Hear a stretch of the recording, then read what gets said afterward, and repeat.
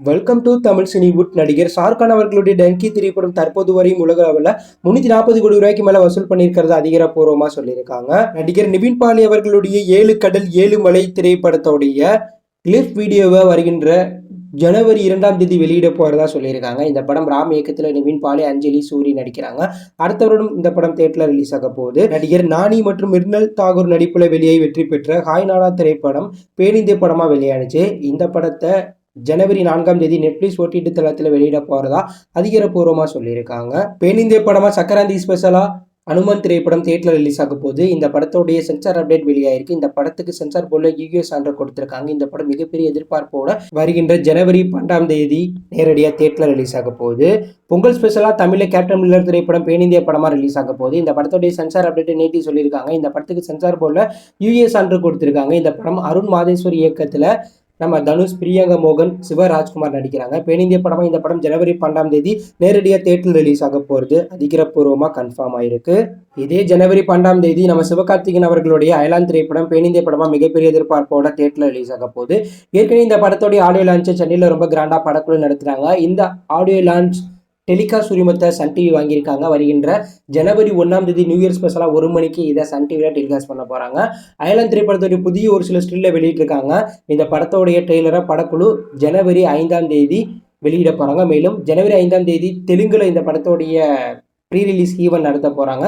துபாயிலையும் இந்த படத்தோடைய pre release event நடத்துற ஐடியால படக்குழு இருக்காங்க. நடிகர் அஜித் அவர்களுடைய விடாமுயற்சி திரைப்படத்துடைய ஷூட்டிங் தற்போது அதர்பைஜான்ல நடந்துட்டு இருக்கு. இப்படிப்பட்ட சமயத்துல அஜித்தும் திர்ஷாவும் ஏர்போர்ட்ல எடுக்கப்பட்ட புகைப்படம் இணையத்துல செம வைரல் ஆயிட்டு இருக்கு. மங்காத்தாக்கு பிறகு அஜித்தும் திர்ஷாவும் விடாமுயற்சி படத்துல நடிக்கிறாங்க. இதனால இந்த படத்திற்கான எதிர்பார்ப்பு இருக்கு. இப்படிப்பட்ட சமயத்தில் இவங்க 2 பேரும் ஒன்னா எடுக்கப்பட்ட புகைப்படம் தற்போது வெளியாகி இணையத்தில் கலக்கிட்டு இருக்கு. தற்போது விடாமுயற்சி திரைப்படத்தின் ஷூட்டிங் அதர்பைஜான் துபாயில நடந்துட்டு இருக்கு. ஸோ இந்த படத்தோடைய ஷூட்டிங்கை பிப்ரவரி வரையும் அங்கேயே எடுத்து முடிச்சுட்டு ஃபுல் ஷூட்டிங் முடிஞ்சதுக்கு பிறகு இந்தியா வர போறாங்க.